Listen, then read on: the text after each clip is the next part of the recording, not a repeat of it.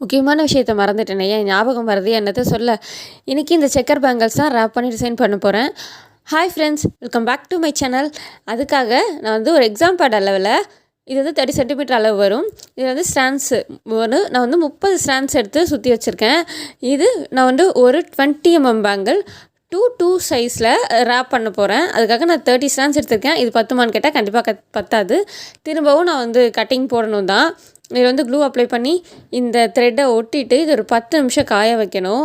காய வச்சதுக்கப்புறம் தான் ரேப் பண்ண முடியும். இல்லை நான் பிச்சுக்கிட்டு வந்துடும். இது வந்து நம்ம நார்மலாக பேங்கிள்ஸ் ரேப் பண்ணுறோம் இல்லையா, அந்த மாதிரி தான் ரேப் பண்ணணும். நான் கொஞ்சம் இடத்துக்கு மட்டும் இந்த மாதிரி ரேப் பண்ணிக்கிறேன். நீங்கள் நீட் ரேப்பிங் வேணும்னாலும் பண்ணலாம். இன்னும் டைம் எடுக்கும். ஏன்னா நான் நீட் ரேப்பிங் நார்மல் ஒரு 10 mm பேங்கிள்ஸ் ரேப் பண்ணுறதுக்கே எனக்கு ரொம்ப டைம் எடுத்தது. இது வந்து செக்கர் பேங்கிள் வேறு, இன்னும் ரொம்ப டைம் எடுக்கும். இது ஒரு பேங்கிள் வீடியோவுக்காக 2 பேங்கிள் நான் ரேப் பண்ணுறதுக்குள்ளே எனக்கு லெஃப்ட் ஹேண்ட் செம்மையாக கை வலிச்சிச்சு. ஏன்னா ரொம்ப அழுத்தி பிடிக்க வேண்டியதாக இருக்குது.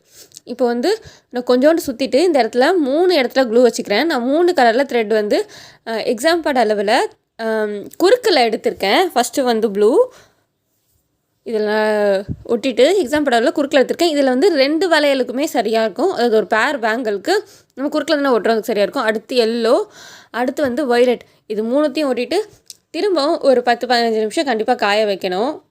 இந்த ராப்பிங் மெத்தட் உங்களுக்கு புரியணுன்றதுக்காக தான் நான் வந்து 3 கலருமே தனித்தனி கலராக எடுத்திருக்கேன். அதாவது ப்ளூ, எல்லோ, வயலட்னு நீங்கள் சிங்கிள் கலராகவும் எடுத்துக்கலாம், இல்லை டபுள் கலராகவும் எடுத்துக்கலாம். அதாவது நான் ப்ளூவும் வயலட்டும் வச்சுருக்கிற இடத்துல நீங்கள் ஒரு கலராகவும் நடுவில் வேறு கலராகவும் எடுத்துக்கலாம். அதுவும் இன்னும் பார்க்க நல்லாயிருக்கும்.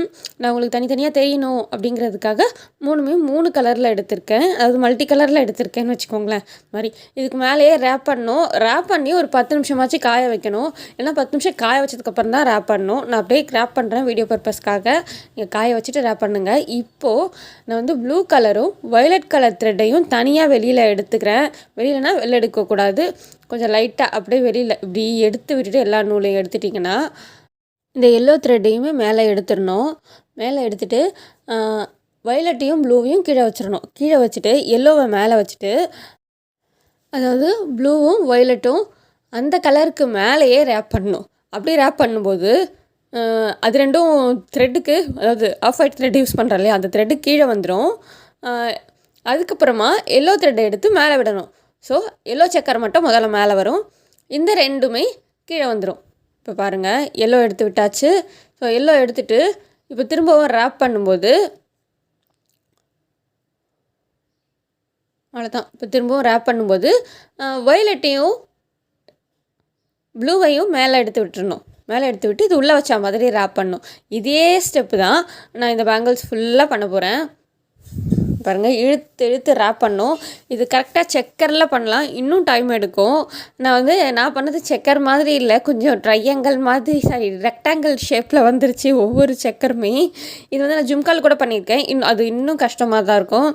ஜும்காவில் நான் 2 கலர் 3 கலர் கூட பண்ணியிருக்கேன் ஜும்கால். அதுவும் வீடியோ போட்டிருப்பேன்னு நினைக்கிறேன், ரொம்ப வருஷத்துக்கு முன்னாடி. நிறைய ஜிக்ஸாக் ராப்பிங் இருக்குது. அதுக்கப்புறம் இதுலேயே வந்து முக்கோணம் மாதிரி ட்ரையாங்கிள் ஷேப் மாதிரி ரேப் பண்ணுவாங்க. அந்த மாதிரிலாம் ரேப் பண்ணலாம்.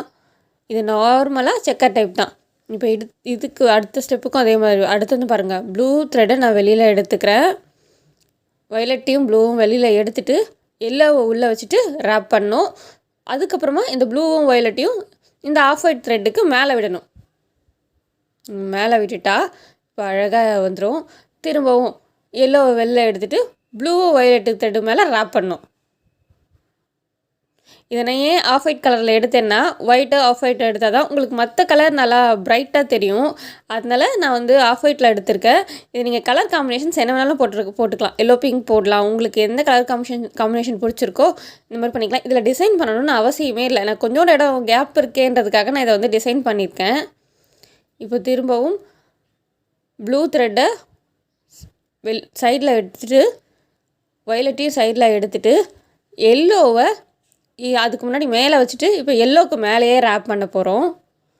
ஸோ ப்ளூவும் வயலட்டும் த்ரெட்டுக்கு மேலே வரும், எல்லோ வந்து த்ரெட்டுக்கு கீழே வரும், அதாவது ஆஃப் ஒயிட் த்ரெட்டுக்கு கீழே வரும். இதே மெத்தட் தான். இது புரிஞ்சுக்கிட்டா ரொம்ப ஈஸி. ஆனால் ரேப்பிங் பண்ணுறதுக்கு கொஞ்சம் பொறுமையாக டைம் எடுக்கும்.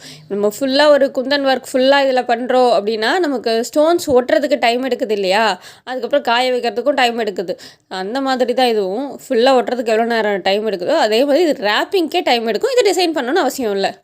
உங்களுக்கு வேணும்னா நீங்கள் சைடில் கொஞ்சம் கேப் தெரியுது இல்லையா, இந்த வயலட்டுக்கும் ப்ளூக்கும் சைடில் வளையலுக்கும் முனையில் இருந்த அந்த இடத்துல நீங்கள் வேணால் ஒரு line stone chain, ball chain அந்த மாதிரி ஒட்டிக்கலாம்.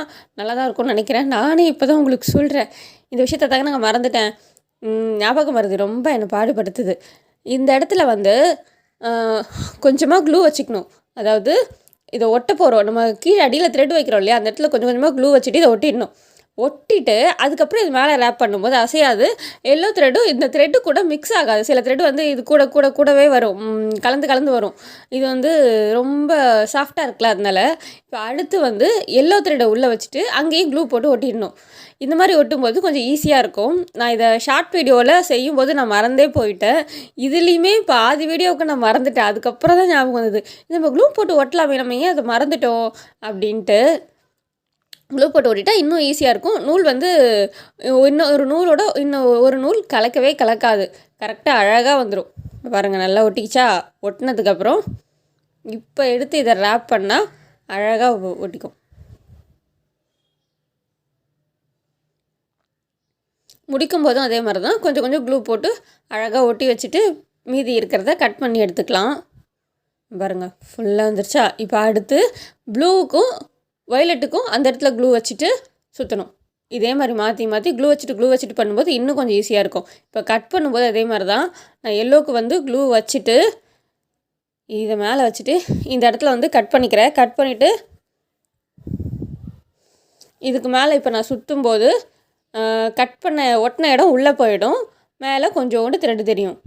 இப்போ இந்த இடத்துலையும் க்ளூ வச்சுட்டு இதையும் கட் பண்ணி விட்டுட்டு ஒட்டிட்டு திரும்ப ஒரு சுற்று அதுக்கு மேலே நம்ம ஆஃப் ஒயிட் த்ரெட்டை சுற்றிட்டோம்னா அந்த இடம் தெரியவே தெரியாது. லைட்டாக கொஞ்சமாக தெரியும். அது மேலே சுற்றிட்டோன்னா தெரியவே தெரியாது. கட் பண்ணி எடுத்துடணும் எக்ஸஸாக இருக்க த்ரெட்டு. பாருங்கள், நான் கடைசியாக சுற்றுறேன். இதை த்ரெட்டு வெளியில் எடுத்துட்டு இதை கட் பண்ணி விட்டுட்டு அதில் ஒட்டி விட்டுறணும். ஒட்டி விட்டுட்டு கொஞ்சம் பெருசாகவே கட் பண்ணி ஒட்டிட்டிங்கன்னா இந்த த்ரெட்டுக்கு மேலே, அதாவது இந்த ப்ளூ வயலட் இந்த த்ரெட்டுக்கு மேலே ஒரு ரேப்பிங்கை போட்டுடணும். எப்படின்னா இப்படி நல்லா எடுத்துகிட்டு இன்னும் கொஞ்சம் நல்லா க்ளூ வச்சு நல்லா ஒட்டி விட்டுறணும். ஏன்னா க்ளூ ஆல்ரெடி நம்ம வச்சுருக்கோம். கொஞ்சம் நல்லா ஒட்டிட்டு இப்போ அது பிசுறு தெரியுது பாருங்கள், அது தெரியாமல் இருக்கிறதுக்கு மேலே ரேப் பண்ணிடணும்.